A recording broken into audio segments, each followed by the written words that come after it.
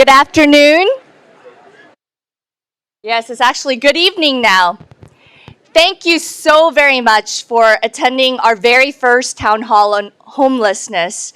Truly, my heart is just overflowing with a lot of joy in seeing each and every one of you choosing to come here on a Wednesday after work time event to get us to understand the issue of homelessness in Wichita, but also try to find solutions. And I say that plural because there are a lot of folks that are helping with solutions in our community. And I'm really appreciative of those individuals who have been leading efforts in our community. And today is an opportunity for not just those organizations that have been doing work for months, years, and even for some decades of this type of work. And I'm really appreciative that they're going to give us an update on what they have been doing, but also seeing all of you, the community of Wichita, coming together to say that this is a challenge, that is a community-wide challenge, and that we need to find community-wide solutions. So thank you so very much, and I want to ask everyone to give a round of applause to each and every one of you for attending today.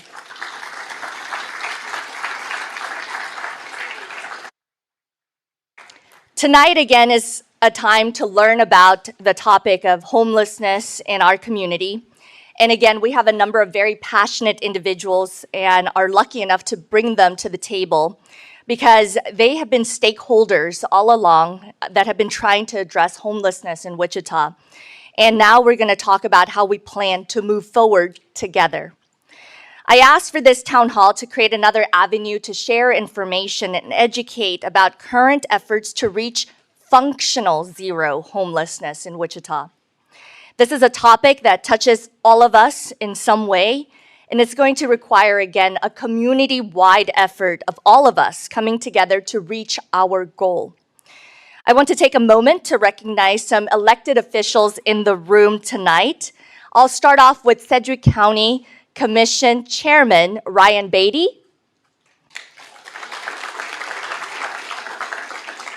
Pro Tem Sarah Lopez. And three of our commissioners who are here, can you please wave? I see Pete Meitzner in the room. He was here earlier. Jim Howell, up back there, Jim Howell. There's Pete. And also David Dennis, who's a commissioner for Sedgwick County. Thank you for our county partners for coming together. I also would like to recognize our city council. There are 6 council members who make up our body that comes together to help our community. I'll start off with Council Member Brandon Johnson for District 1. Becky Tuttle for District 2. Mike Hoheisel, District 3. Dalton Glasscock, District 4, who is out of town right now, but thank you. He's sharing his thoughts that he wishes that he was here today. Council Member J.V. Johnston for District 5. And Vice Mayor Maggie Ballard. Well, tonight we will kick off our evening by hearing from County Commissioner Chairman Ryan Beatty and City of Wichita Vice Mayor Maggie Ballard, who both serve on the Homeless Task Force, to tell you a little bit about the work that they're doing and also planning. After that, we will welcome Matt Lowe with the United Way to discuss the point-in-time count, veteran services, and more, followed by the Wichita Police Department's homeless outreach team with Officer Nate, to discuss how they serve our unhoused population year-round. And then following that will be Housing and Community Services Director for the City of Wichita, Sally Sting, to discuss city programs to prevent and address homelessness. And then she will be joined by Assistant City Manager Troy Anderson to discuss the future of homeless services in Wichita. After a presentation from our speakers, we will open up the floor for comments and questions as well as ideas. And because we see such a packed room, we changed a bit of our procedure. We were going to have 5 minutes each, but we want everyone to have an opportunity to share your thoughts. So we're reducing that to 3 minutes so that everyone has an opportunity to come up to the microphone that's up at the front of the stage. And staff will be timing just so that we are respectful of everyone's time. We will wrap up at 7 o'clock tonight because, again, the library closes at that time, and we want to be mindful of everyone's precious time. Again, I am really grateful to all of you for coming together tonight on our first town hall on homelessness. I want to remind everyone that this conversation does not stop here. It continues, and actions are being taken, and we want you to continue being part of that process. So I encourage you to continue being involved with district advisory board meetings, sign up for those newsletters, look at our City of Wichita website, which just got revamped last month, wichita.gov, and making sure that you're just aware that there are lots of stakeholders in our community that are trying to be part of the solution. So at this time, I would like to begin by bringing to the stage Vice Mayor Maggie Ballard and County Chairman Ryan Beatty.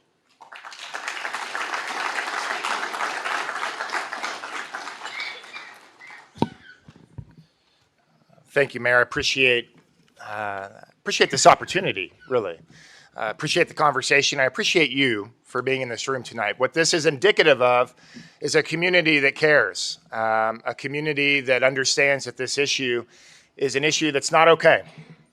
And I think we've got to arrive to that conclusion that what we're experiencing in our community today around the issues of those of our unhoused community, homelessness, and all the factors that go into that, it is not okay. That we are a better community than what is happening on our streets and with many of the people and families in the city of Wichita and Sedgwick County. And that's what's brought us into this room tonight, but that's also what has brought the work of the Homelessness Task Force together now for a year. This is a 3-year task force, and we are 1 year into our work.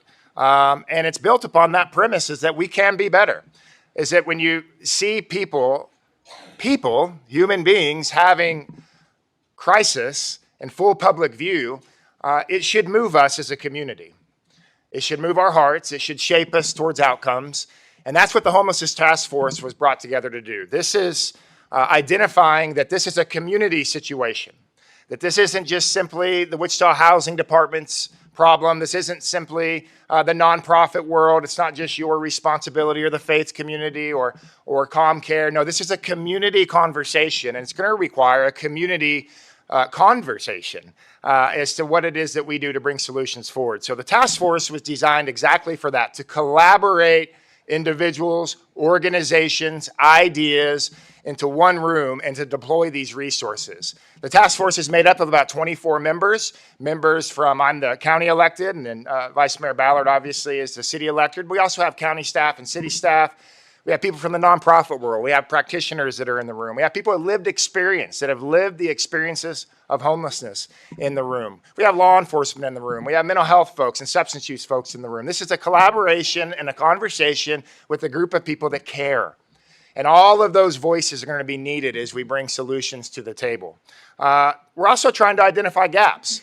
Obviously, as we look into our community today, homelessness is growing because the factors that are influencing homelessness are growing.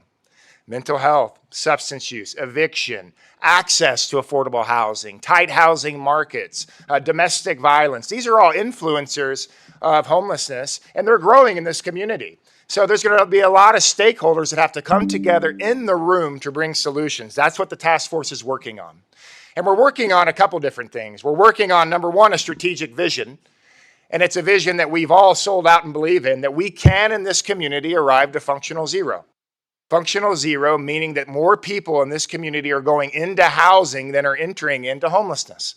Now, you would say that to some people, and they'd say that's not a practical goal.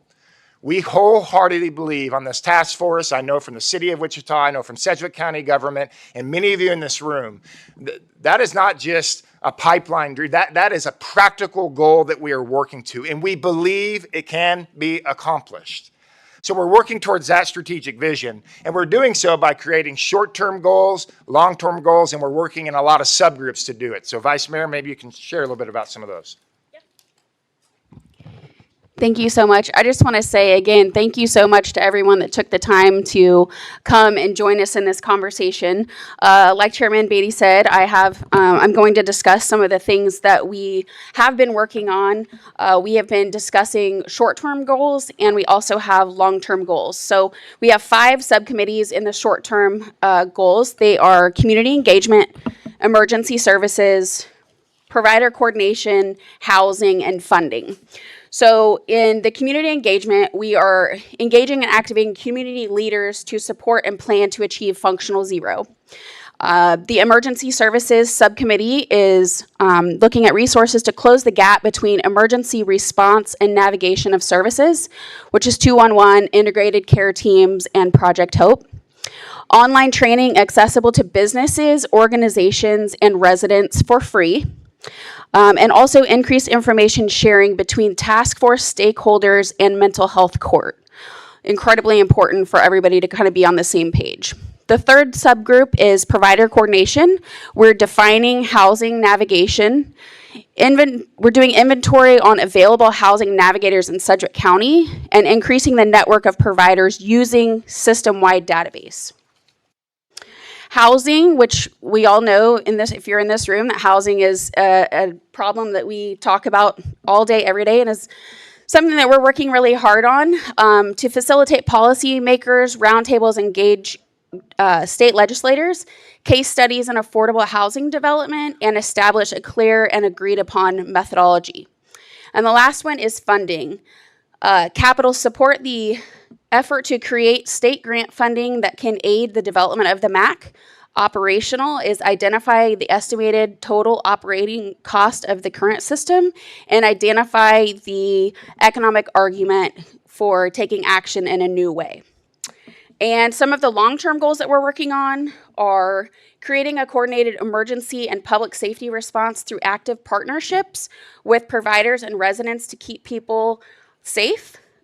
When people engage the network of services providers, they are met with available resources like a warm handoff and a robust inventory of quality housing that meets the varied needs of persons affected by housing insecurity or homelessness. So we know that there is a multitude of more problems, but we are trying to focus on some short-term goals that are achievable as we're working on the long-term goals. So again, thank you guys so much for being here. And Mayor Wu, who's next?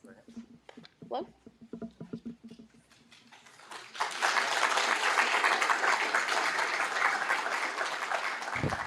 Hello, my name is Matt Lowe. I'm the Community Impact Manager for Basic Needs Programs at your United Way of the Plains.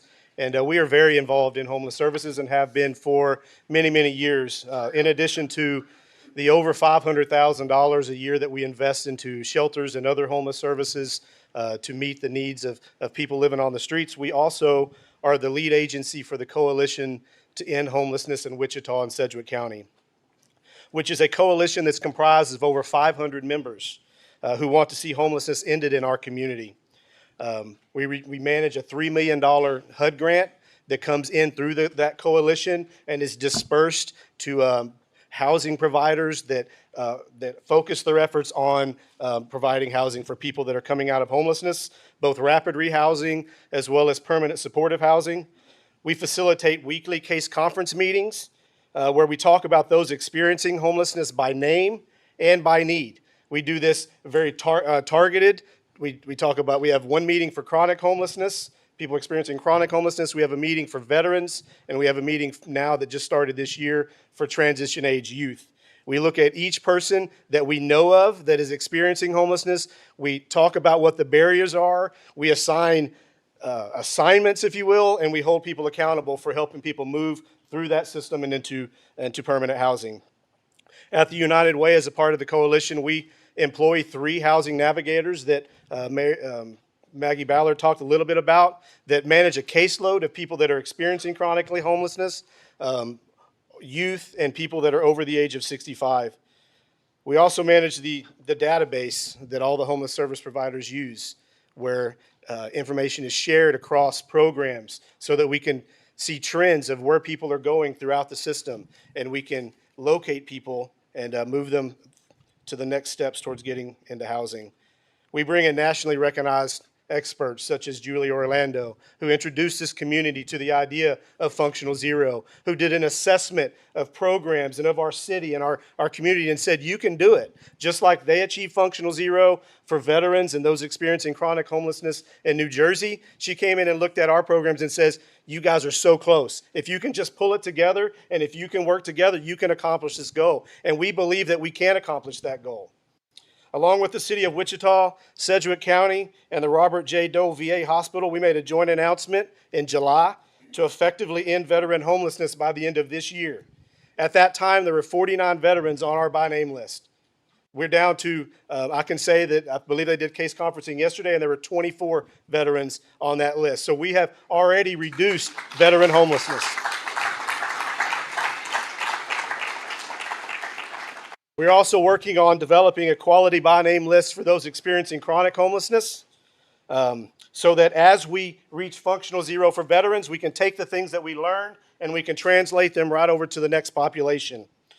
As of today, there are 63 identified people experiencing chronic homelessness. What that means is that we can show that they have been living on the streets or in shelters for at least a year, and they have some type of diagnosable condition that's a barrier to them getting into housing. I know that the 63 that are on our list is not even close to what is out there on the streets, but all we can do is work with those that we know and encourage our service providers and our street outreach teams to join or be a part of the coalition, help us with the data entry, help us get to know these people so that we can provide the housing resources that HUD provides funding for, as well as the city and other things so that they can get into housing. So far this year, through those housing navigators that are placed throughout the community, we've already seen 13 chronically homeless people that have been housed. That's one person for every 4 days. So I believe, just like Julie Orlando said, that we can do this. We also coordinate the annual point in time count in January of every year. We do it at the coldest time because we're hoping that it's easier to count them. So this last year, we had 702 people on our that were counted during that point in time count. This year, we held the count on January, I believe it was 26th. We're still working on cleaning the data. We should have a number for you by, we'll say late spring, early summer, but that is in the works. A couple more little stats for you before I sit down. Last year, we served 2,561 households across our system with an average time of 50 days from identification to housing. 38% of those exiting our system exited to permanent housing destinations, and we currently have about a 21% return rate to homelessness within 2 years of being housed. Those are considered great numbers by HUD standards, but I believe that we can do better. So while I want to celebrate each one of those people that got housed and each one of those people that stay housed, there are many more that were not represented that did not get into housing. And so we want to continue to work diligently for those people. We also have a homeless pet owner assistance fund for those who need assistance with boarding animals. Like they have a pet and that's an obstacle to them either getting into shelter or getting into housing. We have a fund that can help pay for that boarding. It can pay for pet deposits. Last year we helped 23 households experiencing homelessness with resources for their pets. Lastly, along with the VA, we sponsor the Veterans Ride Free program, whereby any veteran is provided with free bus rides through the Wichita Transit system. Last year, we had 59,972 rides that were provided for veterans in our community. So that's the United Way. Thank you.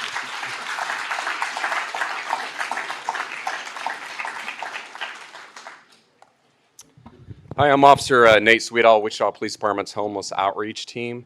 We're a team of 4 officers. We go all over citywide. Some of you are probably wondering, why are police doing homeless outreach? That seems like social work. A little bit of history about me. I started the department 23 years ago.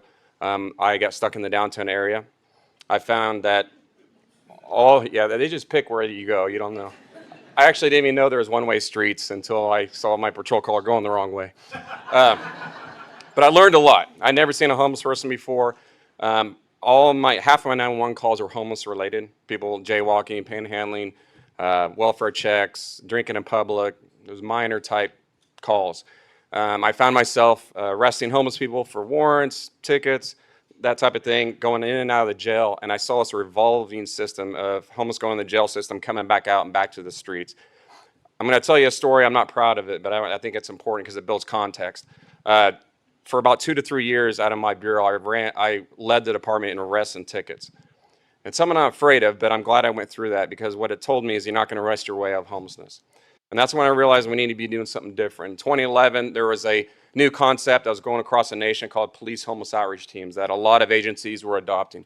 I went out, got training, came back, implemented a policy and procedure, an ordinance, and an SOP. We went live in 2013, and our mission is not arrests and tickets. I already proved that doesn't work. We have 600 officers that still do the traditional type policing.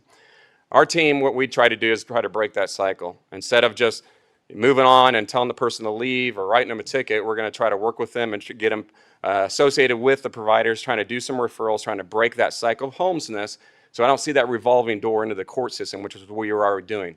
And we weren't involved in the homeless intervention process, but we are now. And that's something that we should have been doing a long time ago.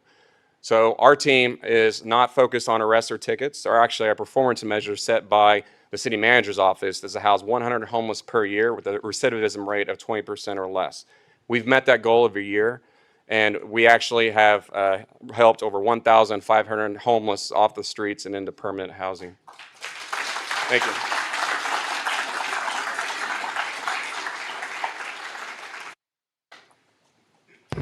Good evening, everyone. I'm Sally Stang with the Housing and Community Services Director. I was asked to come up here to provide some resources and some information about housing programs out of Housing and Community Services. That presentation usually takes me 30 minutes talking really fast. I have a fabulous team, 60 employees, and we deploy 39 different programs out of the housing office. And every one of those programs is designed to either try and make housing more affordable, get people out of homelessness, or bring families out of poverty. We really look at housing affordability. It can be tackled in multiple ways. It can be tackled by bringing down the cost of housing. It can be tackled by increasing families' income. And so we do a multiple approach to that.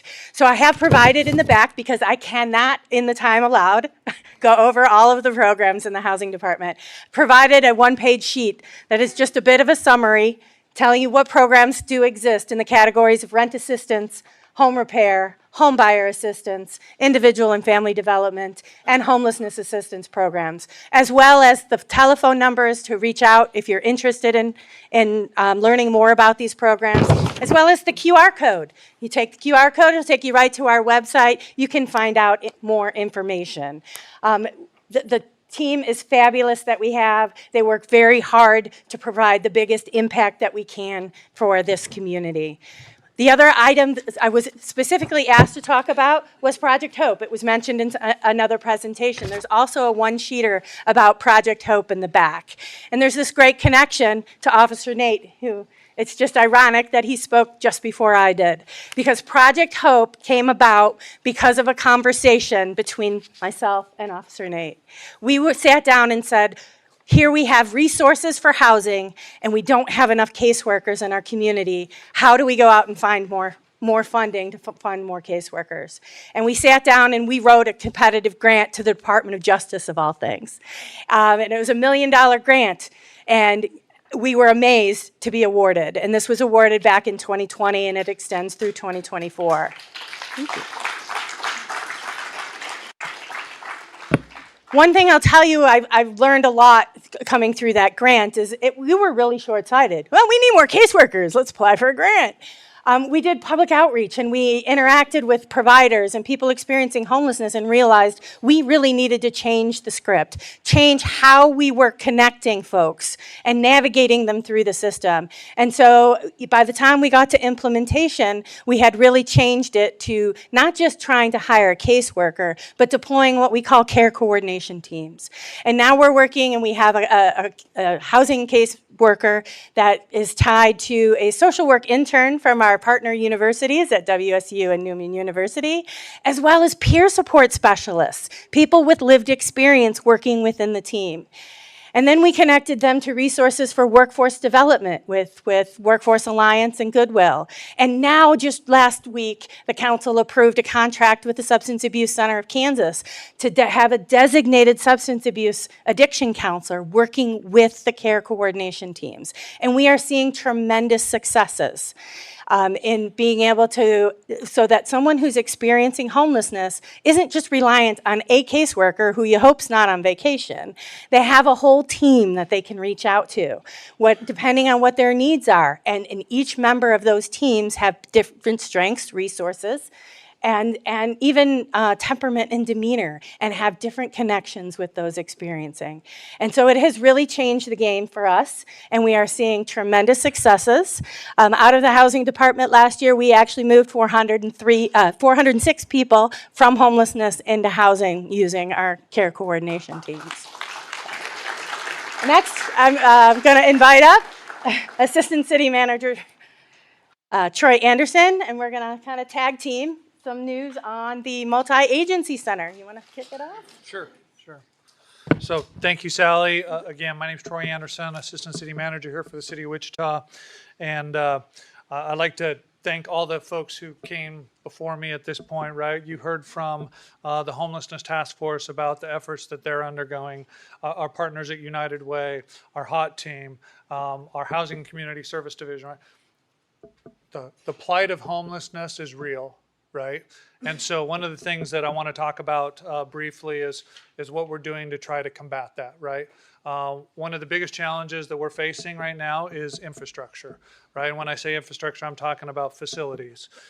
So over the last several years, we have sought the guidance and recommendations from industry professionals, not only locally, but across the nation, to help guide us and direct us into best practices as we're seeing them applied across the nation. And one of the easiest answers, right, are facilities where we can provide wraparound services and we can provide a housing first approach, right? The data is out there, the information is out there. I encourage you to go out and understand better those two philosophies around housing first and wraparound services. But in order to accomplish this, one of the best ways that we can accomplish that is by providing those housing needs and those wraparound services all under one roof. So a couple of years ago, we started the process. Last year, we onboarded our development partner, Petra, along with HFG Architecture, McCowan Gordon Construction, Parker Communities. We immediately set them out to engage stakeholders in the community to continue to identify what the size and scope and scale of this project could look like. We also then began a real estate evaluation, and late last fall, approximately December, we narrowed the site selection down to 2 sites.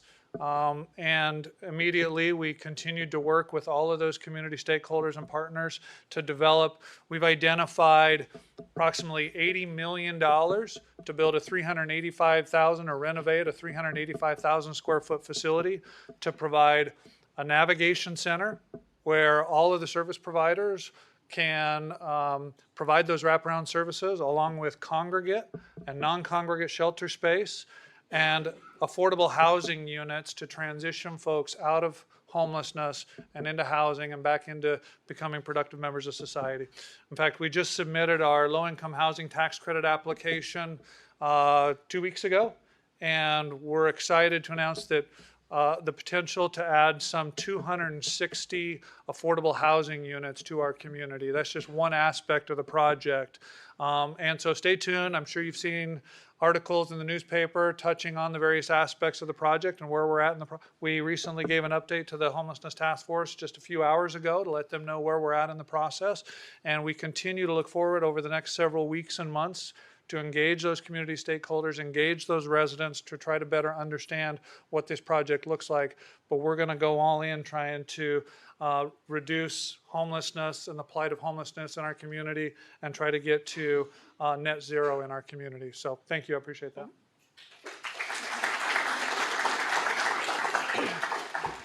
The connection I wanted to make there too is in my presentation we talked about the great success we had putting together the care coordination teams. And so now I just throw it out to your mind.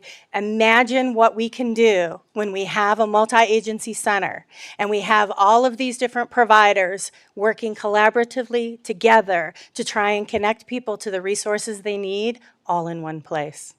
So again, congregate shelter, non-congregate shelter, affordable housing units, and shared space for collaborative services. So thank you very much.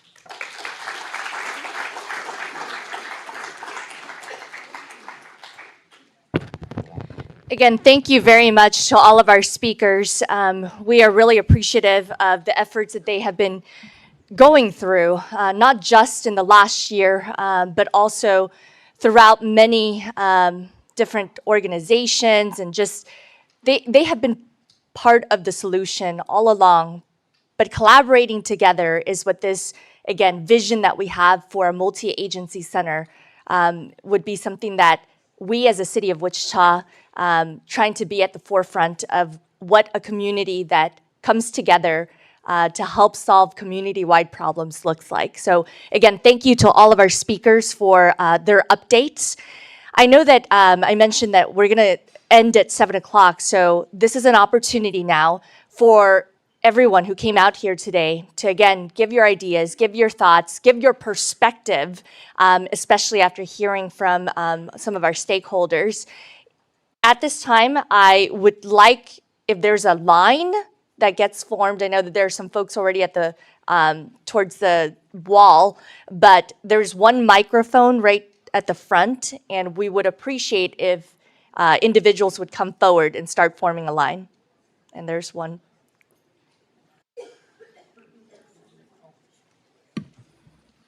And it, Hello? My name's Galen Town.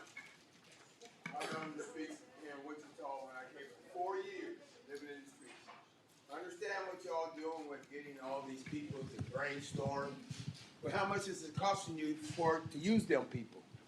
Why not? Why don't we do like Kansas City is doing right now? Have you noticed the homelessness in Kansas City, Raytown, is almost zero for everybody because they built little homes. Instead of having us go to the social worker, they got the social worker going to these communities to check on them on a regular basis. It's hard when you don't have a car and you live on the outskirts to try to get in to see your social worker or go see this or go see that. The mayor in Kansas City got his social workers going to these villages, these little homes, and checking on them. That's part of their job, not to sit in the office and wait for us to come to them. Get out there and go see. See what they're doing. They need to go somewhere, take them. You need to get a bus, take them where they need to go. It's nice to spend all that money brainstorming, but what about putting that money? You can't cure homelessness unless you got somewhere for them to live.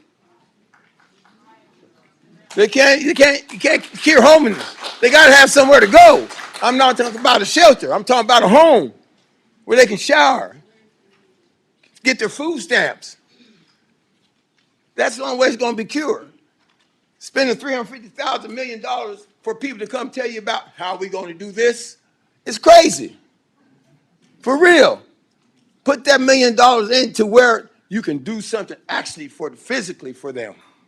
Not people that telling you how we're going to do this and that's never been homeless.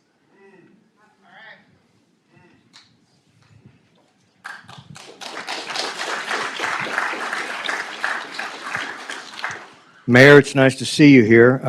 Just a few months ago in this same room, you said at a conference on affordable housing, when the subject of homelessness in Wichita came up, your exact words were, we have more important things to think about.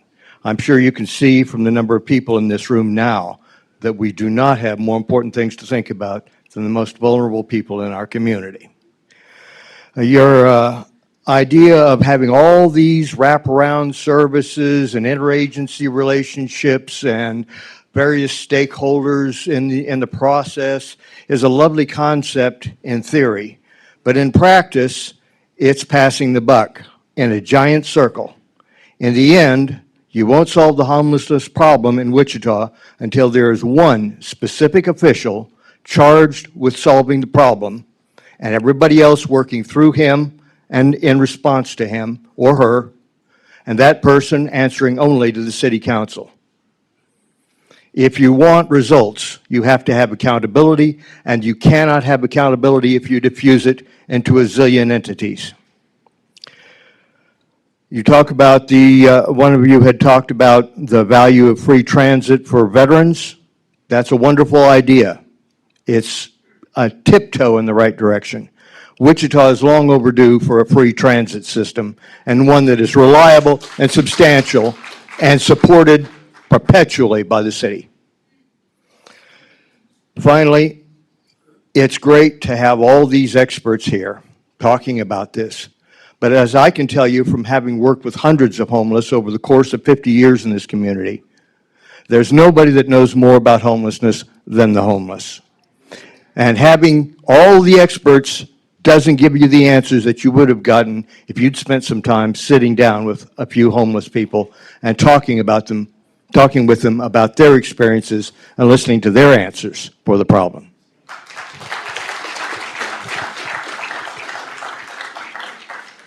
My name is Mike Furchess. Some of you in here know me. Officer Nate over there. I think I was the first person to write a letter of support for the HOP program in Wichita. And Matt Lowe over there, I think you've used me for a reference for a time or two for a job like in Louisiana and so forth. So some people know me. I ran the Mosaic program for a few years. We did it on an annual budget of $28,000 a year. We were open 365 days a year. Would have been 365 this year because of leap year. We were open on Christmas Day, Thanksgiving. We were open 24 hours a day. We housed over 35 people a night for 2 years. So money's not the solution to the problem.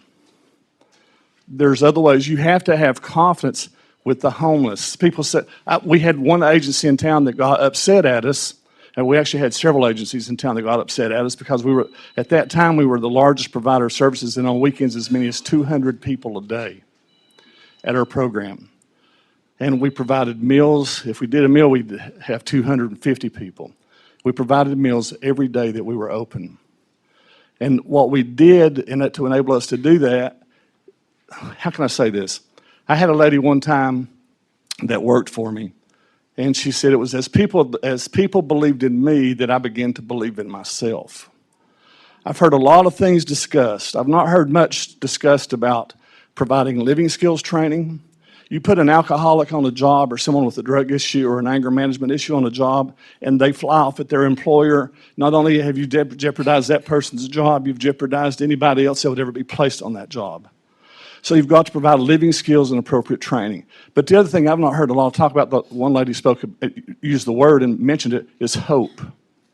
You have to give people hope. I was homeless 50 years ago to this year.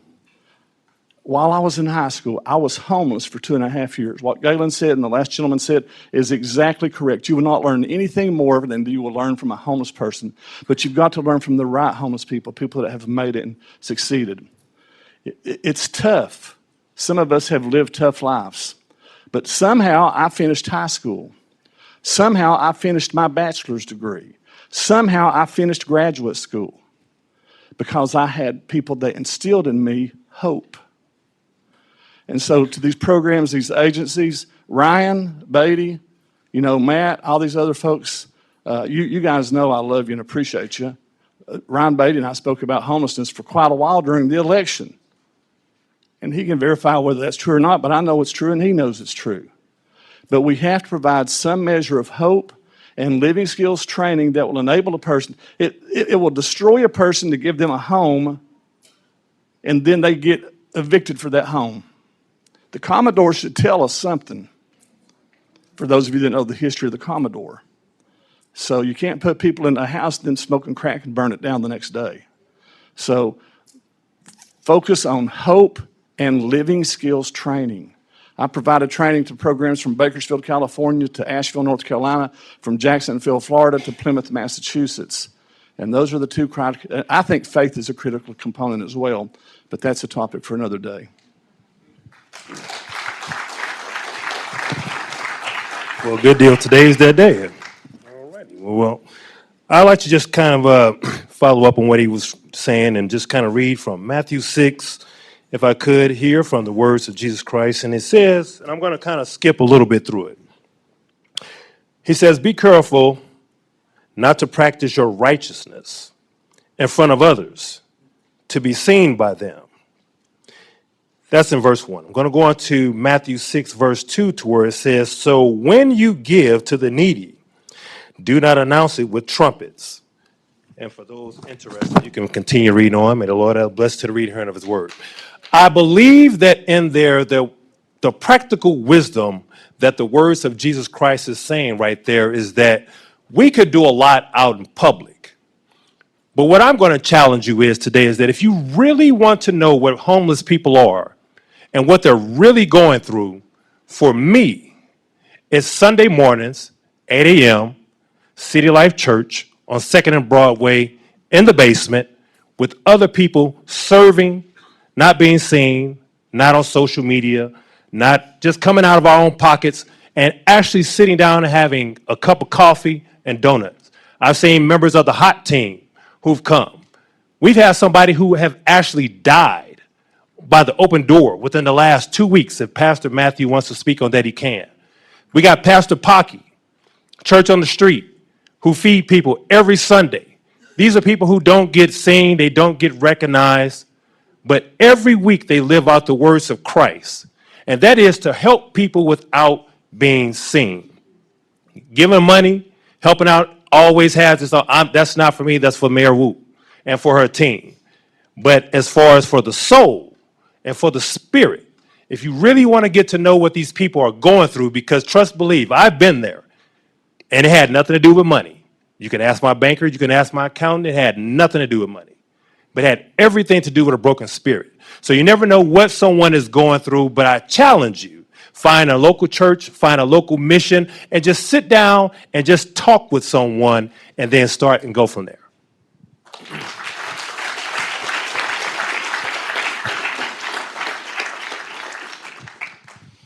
All right. Well, I really want to thank anybody that put this together. Thank you, Mayor Wu, as well. I do think you are supportive of this, and I'm really appreciative of that. So my name is Jonathan Roper. I'm an entrepreneur here in Wichita and a real estate investor. Just started Wichita Sewer and Drain Service to help the city. So I've been investing in low-income housing for the last 7 years, looking after 21 units right now. Started with nothing, just continued on and kept buying, fixing these properties up, utilizing the government Section 8 program. Almost all of our units are government subsidized.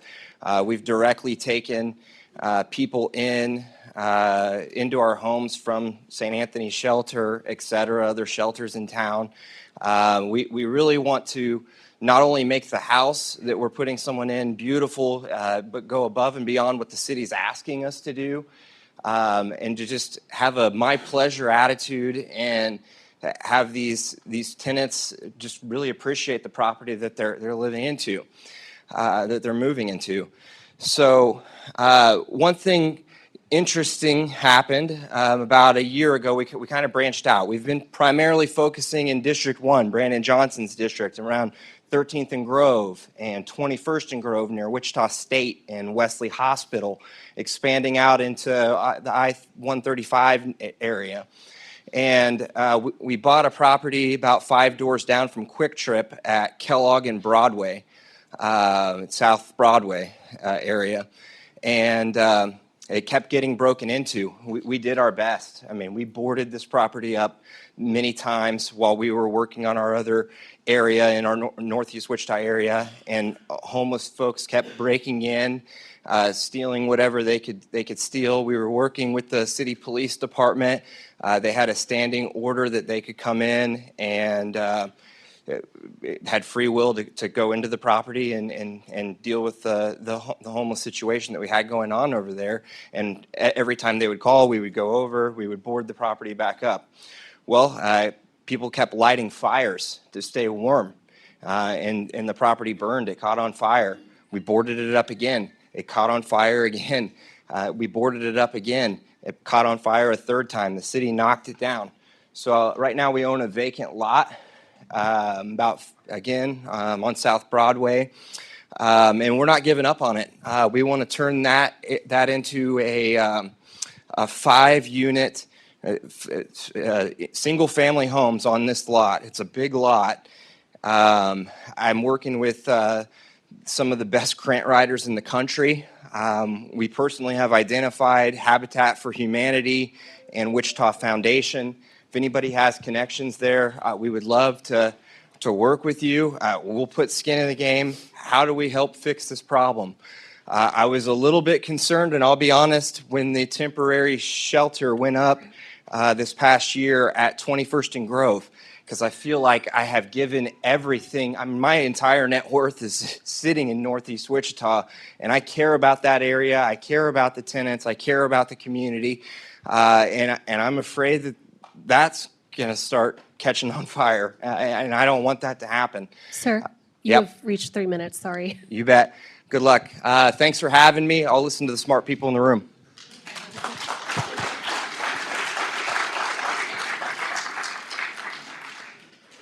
Hi, my name is Matt. So I've done some outreach work on the streets, so providing things like wipes and other things so people can live with dignity out where they are.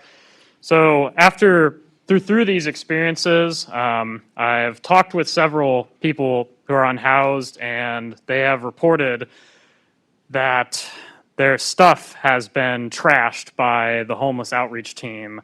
So there was one woman who I met on Christmas Eve. She went out for a walk. She came back, and her tent, her ID, everything was gone, thrown in the back of a U-Haul truck. There was another that there's people living along the river. Their tents and whatnot were trashed by the homeless outreach team, and they were forced to move to another spot. So I used to live in Minneapolis, and this is happening in other cities across the country as well, where city police are pouring resources into sweeping tents and other things and are just displacing people. There's plenty of evidence that this is a waste of money and time and resources when it is depriving people of those tents and other resources that people have been able to acquire. It is counterproductive to the goal of getting people into safe and stable housing. And my question to the mayor, city council, and homeless outreach team is very simple. What will be done to stop this harmful practice?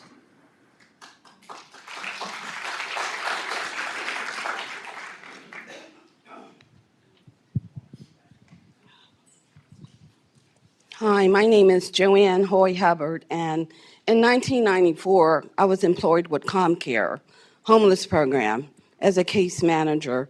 Our agency got government-funded monies, along with other states, to improve the lives of the homeless population. We partner with United Methodist, Open Door, the Social Security Administration, the VA Administration. We really went to the streets. We went to engage with the chronic homeless population. We were met by a lot of barriers, but we really improved the lives of the homeless population. I forgot to, we also had a grant with the housing services, and we not only put them in houses, but we worked to make sure they were ready for housing. There's a lot of homeless people out here.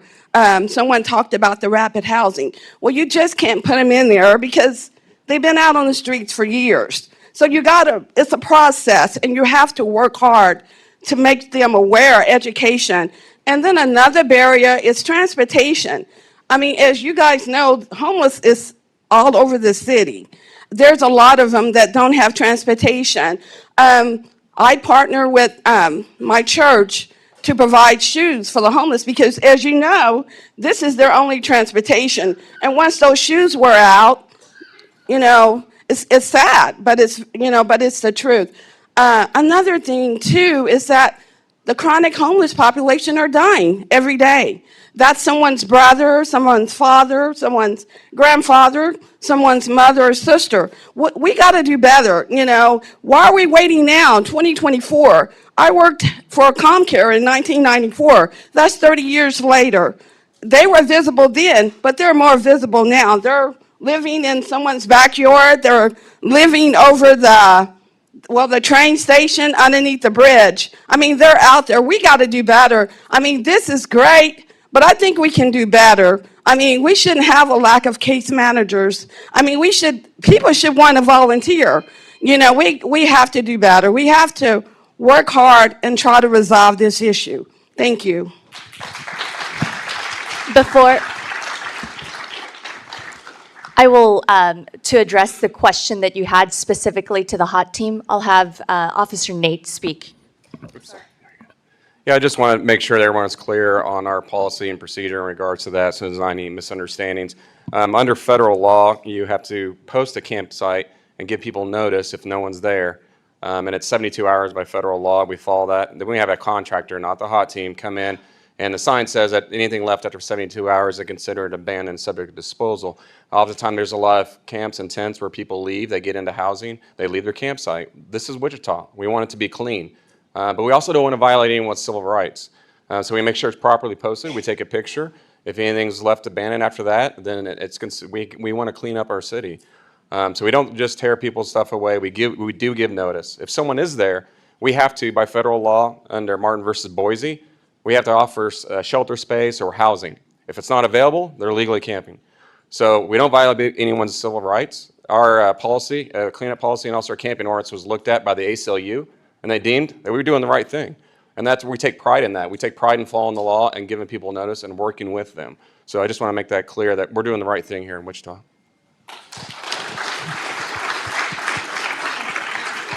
My name is Jason Platter. I'm Vice President of Ortiz Lane here in Wichita and Vice President of NAMI Wichita. And I just want to say thank you to Officer Nate. I've worked with him some since 2016. I was helping a person campaign. Came across somebody who was homeless. They was trying to get back home. I hooked him up with Officer Nate. We ended up with some mental issues, a few communication problems. When most people would just drop the ball and say, hey, we tried with them. They didn't want to listen. They hung up the phone. They cussed us out and everything. They called me. I called Nate. 2 or 3 phone calls later, we got them back to Tennessee. I just heard from the couple actually last weekend. They are in a house. They have 3 kids now, both of them working, and the husband is a college graduate. I mean, what the HOT team's doing is working. And second, I just want to look at this room and all I can say is, wow. I've worked with the homeless for 15 years now. I see a lot of faces out here. I've been down in the trenches with them. And the houseless people, they're my family. They are people just like everybody else. Officer Nate can tell you, just as well as a lot of the others that's worked with them, you go out, you get to know these people. You know their life story. You know what's going on with them. You get to notice when somebody's not there for a couple of days in a row. You start to worry about them. You start to look at them for them. You know where to go look at them. When dead of winter, there are several times we've been out driving around making sure we got people to hotels, people to shelter, because there's some that won't go to the shelter. You're still out underneath the bridges at the other places that a lot of people won't go, making sure they get the treatment they needed and they're treated as humans.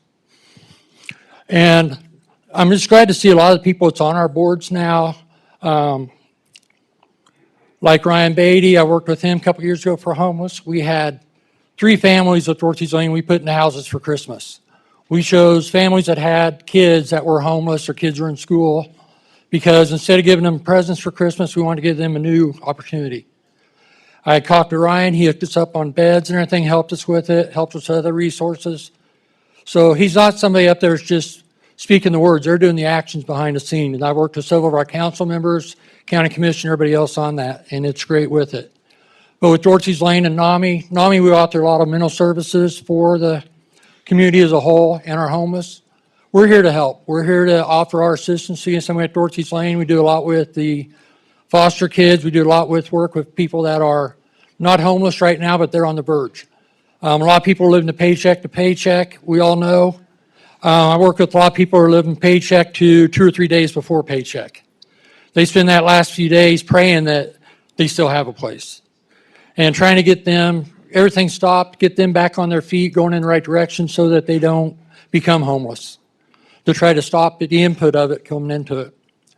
But I just want to thank all you for coming out tonight. It's just great to see all these people. And man, I'd love to have had all you guys the last 15 years, but I'm real glad to have you now.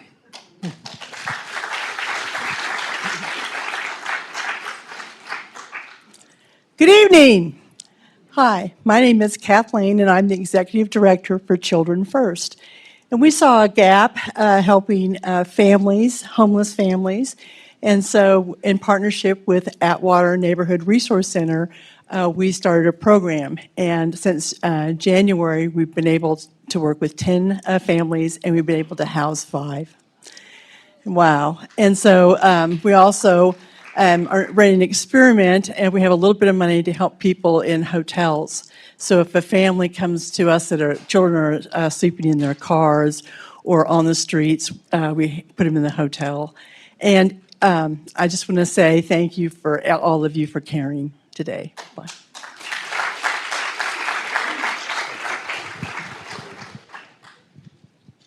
Hello, my name is Mike Snyder. Are there any other practicing lawyers in the room? Would you raise your hand? Well, I guess I'm severely outnumbered. I have represented homeless people in disability cases for Social Security disability.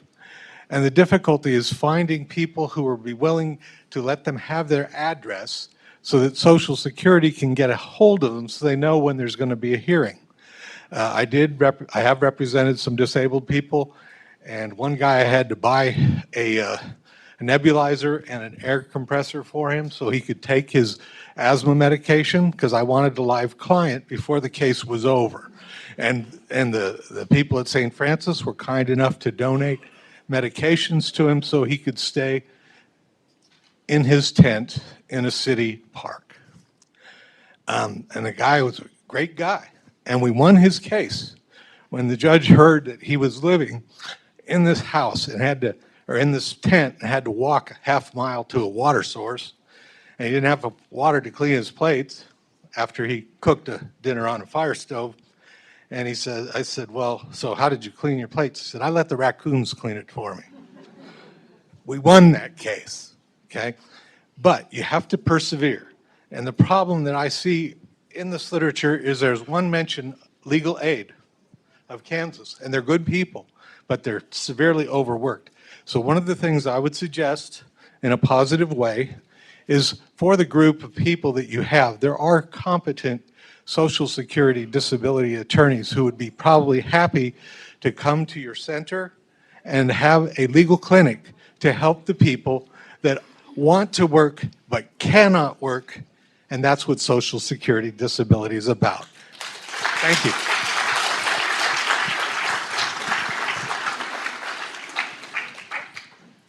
Hey guys, my name is Jessie Isbell. This is my daughter Quinn. We know this is kind of a change of pace for the whole meeting so far, but she wanted to take the time to tell you about a foundation that she started with her own allowance. We did bring some flyers up. We'll leave them in the back if you guys want to take some home, put them up at businesses.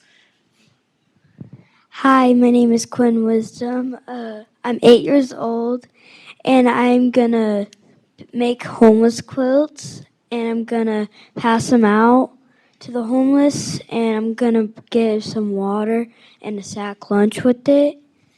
But we have drop boxes at Hard Knocks' Wrestling Center, and we also have one at Pizza Hut in Andover. Sorry guys, she's shy.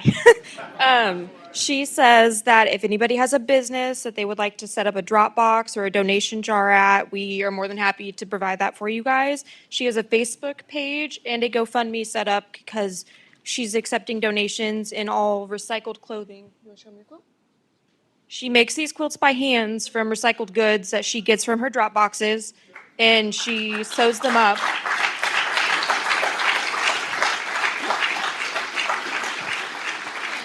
She is now hoarding supplies and making quilts, and she's going to collect them until fall, and then we're going to take a tour and pass them out. And we're also looking for outreach programs to go through, to go to like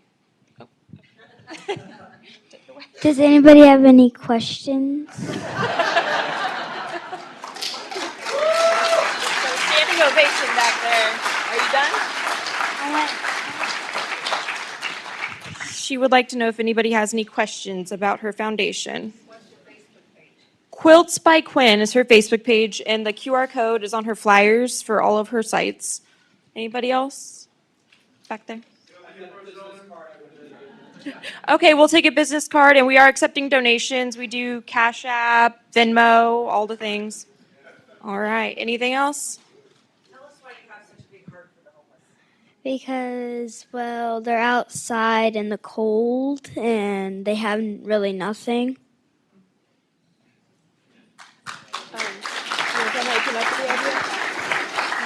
Are you done? Okay, she wants me to tell you how she came up with the idea. She originally started with the sewing machine that I actually got for Christmas, but she's taken over. She made a quilt for her baby doll, and then she made herself a matching one. And she came and got me out of bed one night after she finished hers, and she says, "Mom, I feel bad that there's people who don't have blankets like mine in a house like mine, and we should make them some." So if you have the material to donate or the funds to donate, please do so. Thank you.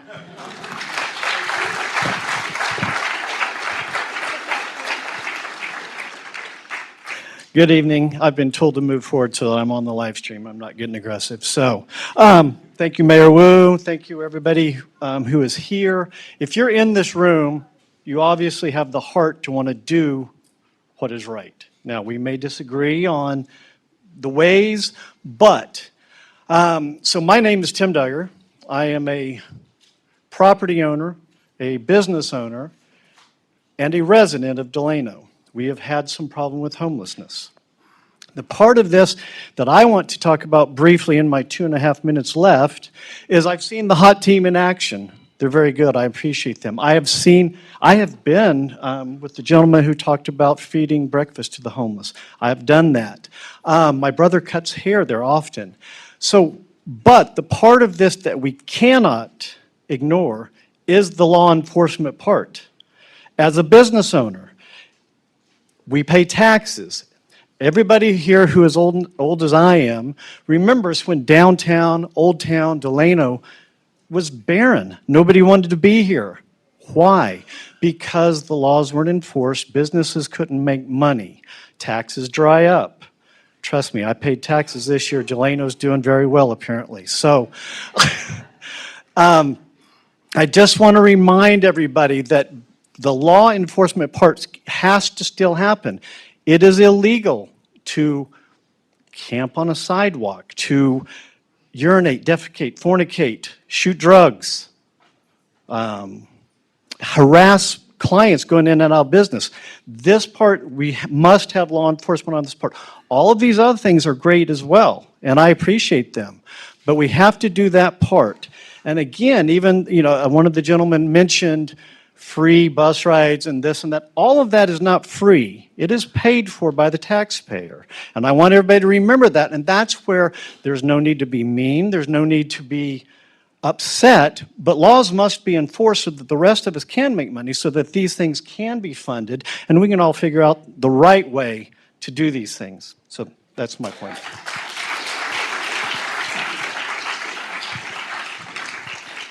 I'm Jeffrey Lavoie, and I just wanted to put a real quick, so everyone here is obviously sort of representative of the rest of Wichita. These are a lot of people that are willing to take the time to step out. One thing I've been trying to do is influence my friends to engage in various topics. And so one thing that would be nice to see, and I know it's always the problem, is public engagement.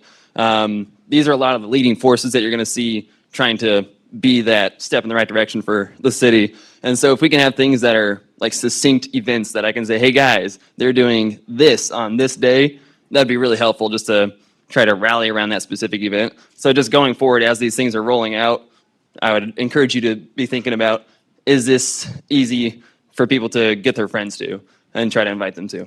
That's all.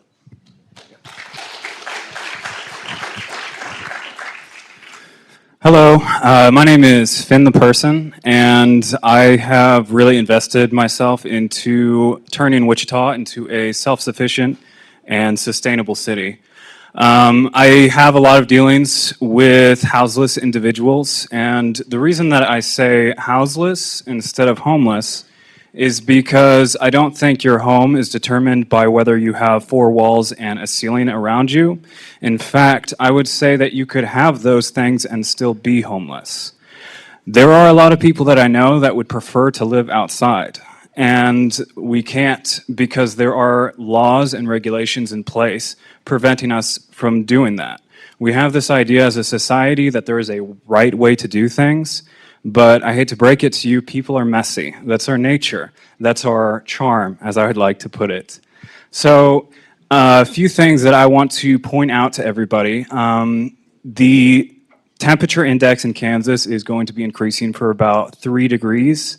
What that's going to do is dry up a lot of the water that we have. Our drought is going to hit levels that we haven't witnessed before. It's going to get very hot outside, and it's going to be difficult to maintain our standard of living as it is. The U.S. Army of Engineers reported that if our electrical grid goes down, it will result in a 90% population decline in the United States within a year. And there are a score of ways that that can happen. So just because we have been living this way as a society for a certain amount of time does not necessarily that mean we need to continue living this way. There are a lot of different ways that we can run society together. So getting into the groundwork of how we address some of these problems that we're facing, especially when it comes to houselessness. How do we get these people the water that they need? How do we get the food that they need? There are a lot of methods to do this that we don't have to necessarily work through organizations in order to accomplish. You just saw an 8-year-old girl up here talk about what she's doing, which really spoke to my heart. My daughter is 8 years old, and she allowed me to come to this instead of going to the park with her because she thought it was important. So I'm working on a blessing box idea that Maggie Ballard kind of championed and really inspired me to do. I call it a neighborly network box. It's a way for neighbors to trade resources with each other, and those neighbors can include the ones that don't have any houses. And maybe just look at solutions in a little bit different light, that we don't need to confine ourselves to the box that we're used to, that the sky is the limit. We can come together. I have been participating in civic engagement classes that the city has put on, and that's allowed me to build relationships with the current structures and the systems. I would very much encourage you guys to get involved, participate. Our voter turnout rate in the last election was only 12%. And we can do a lot better than that. If you want to see a certain change happen in our society, you are the best advocate for that change, because nobody can see that vision the way that you see it. I believe that Kansas is founded on principles of compassion and heart, and I think that we can really come together to do this. Thanks.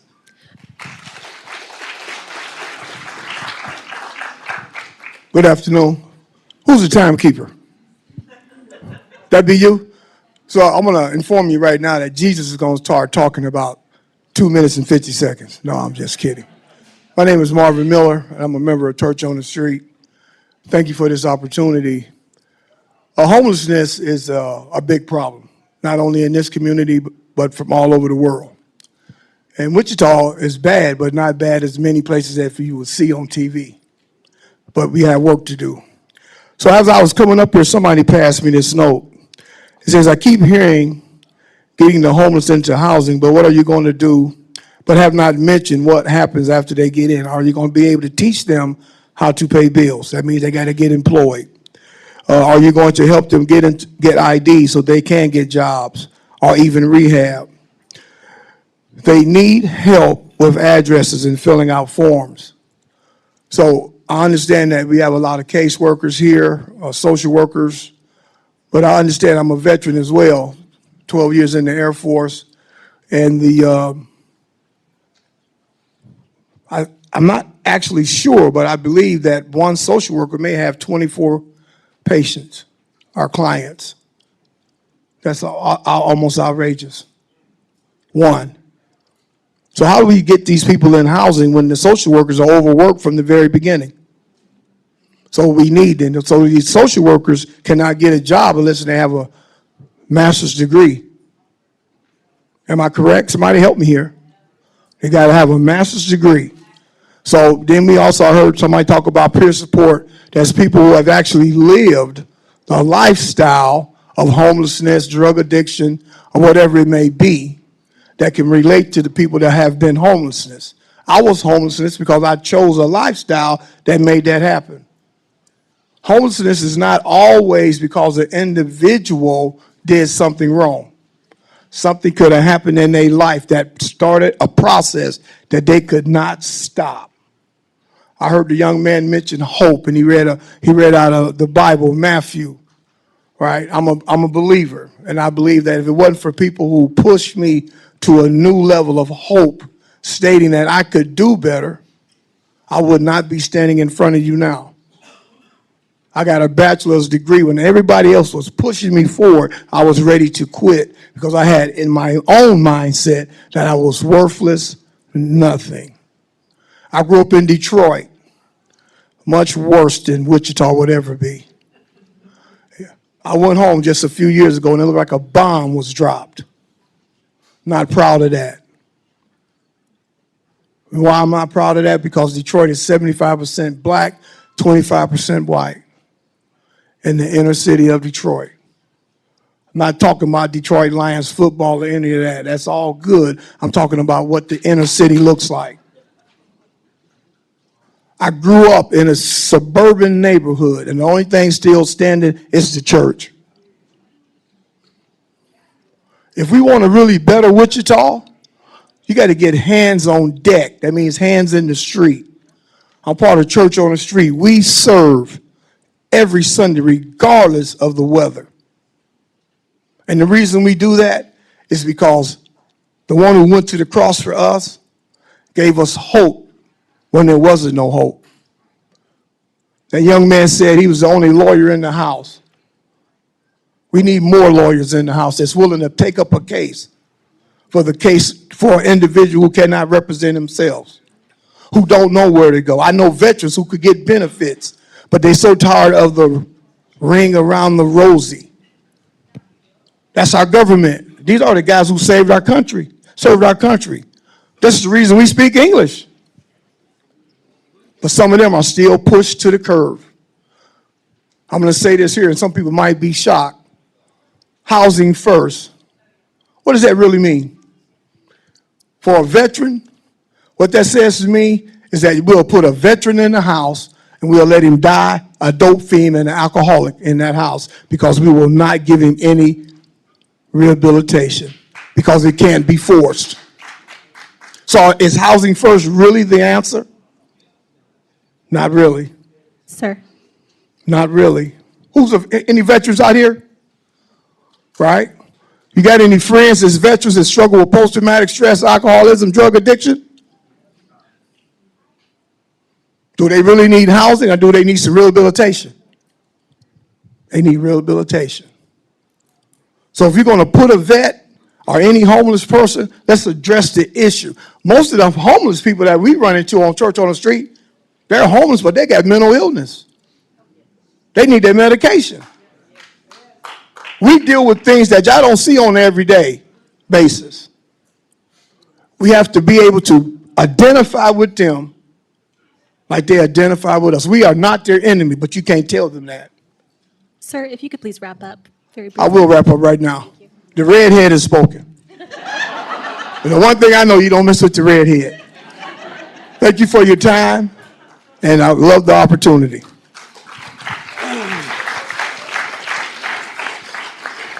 We want to thank you, Governor, for having this thing.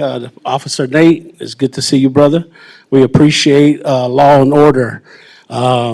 You know, order is very, very key, because when you have no order, there's chaos. And there's all kinds of stuff that goes on. And so we thank you guys for what you guys do. My name is Robert, also known as Pocky. I'm the pastor of Church on the Street. I've done homeless ministry. I grew up half my life in California, the other half in Hawaii. So I grew up there and I learned about homelessness because I was homeless on the streets of Hawaii, hooked on crack cocaine. Now, being homeless in Hawaii and being homeless in the Midwest are two different things, you know, and so it's different, but the issue and the problems are still the same. I've also lived in San Francisco Bay Area, and that problem over there of homelessness is a big problem. Well, guess what, Wichita? I'm a UPS driver full time, and if y'all can see, this city is growing. People are coming in from the north, south, east, and west. And our homeless problem situation, if it don't get tackled now, it's going to get worse. It's going to get worse, and we're going to be just like San Francisco, just like Detroit, and anywhere else in the big cities if we don't tackle this situation. Now, I get everybody coming together and work and all the money. Hey, that's awesome to hear all this money, but listen, I heard this from a homeless brother. I've done ministry in Hawaii and San Francisco. It was not here until 2013 I came here, and I heard this from a homeless brother. He told me this with his own mouth. I asked him, I said, well, how's the situation here, the homeless situation out here in Wichita in the Midwest? What's the game out here? He goes, don't you know? I said, what? He said, there's big money in the homeless being homeless. When he told me that, I was like, how do you make money off of people who ain't got money? And it stuck with me. That's been in my spirit since 2013. And he told me this. This came out of his own mouth. He goes, everybody does it. I said, like who? He said, churches are famous for it. 501c3s, people that write grants. They're saying they're doing all these things for the homeless and pocketing money. But maybe giving 10,000, maybe they're giving 50,000 and putting 10 to the homeless, but the situation isn't being solved. It's just adding to the problem. And so a brother said it earlier. It's about relationship. Let's get into the trenches. This is a big room right here, and we're all here for one reason, and that's the homeless community. How about rolling up our sleeves and getting into the trenches and getting involved with having a relationship with the people on the streets? Because not all these people on the streets are bad people. Some of them have come from bad divorce, marriage problems. Some have lost jobs. Some have come back from the war and whatnot, and they're not in a safe place, or nobody understands them. Some of them have been rape victims. Let's talk about it. Some of them have been molested. Some have come out of the child care, foster care, being molested and raped, and they end up out there. And nobody cares, or just everybody walks right on by, and nobody says nothing. If you really want to be a part of what's going on in this homeless community, come and get involved.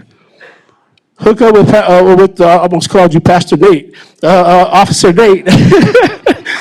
But hook up with Officer Nate. Come to Church on the Street. And I tell people this, Church on the Street is just a platform. I may be the pastor and have that title, but it's not my church. It belongs to the Lord. And if you want to come and serve. That's what that platform is. Come and serve and build up a relationship with the homeless community. And you'll get to understand their stories. And when you get to understand their stories, it'll burden your heart to want to do more. And I'll tell you, there's a difference between people that want change and people that want help. People that want help, they always want help. They're going to always go and get help. And that's just the facts. You're going to have homeless people that always want help. They're going to go to this place. They know where to eat at 12. They know where to go take a shower at 3 o'clock. They know where to go back to dinner at 6. Sir. They know where to go sleep. And then it's a cycle. It's a cycle. But if you want change, you're going to do your part. You'll do your part to make that change. And that's all they need is people that care. So.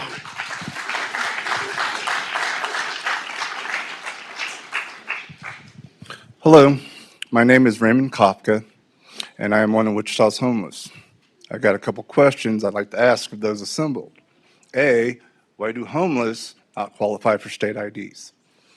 B, I was awarded a housing grant through Housing First. The program gets homeless people off the street. Wichita Housing refused to rent me a place. I'd like to know why.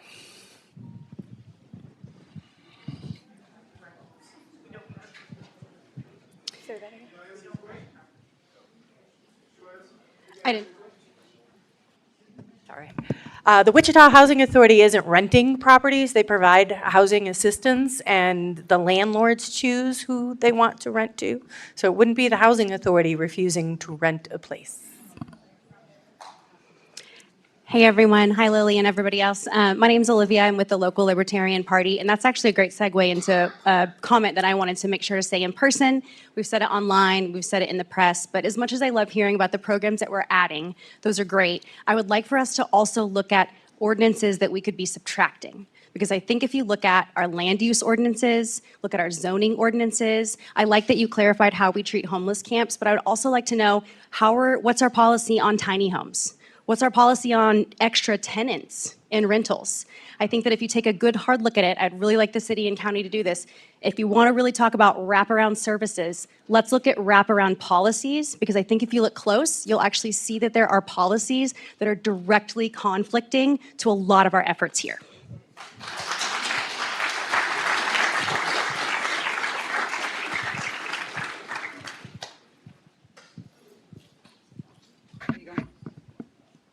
We'll take just one more and then we'll be done. Okay. Hi, my name is Tracy Terrell. So one of the things, I know we've talked a lot, but one of the, I guess, solutions or ideas that I would like to bring to the table is the communication strategy for the wraparound services, for all the new things that we're going to do. Because I know just from hearing from people here in the room, obviously that communication hasn't, the things that we're doing haven't been very well communicated. So then how do we look at making sure that people that do want to help have an avenue to do that?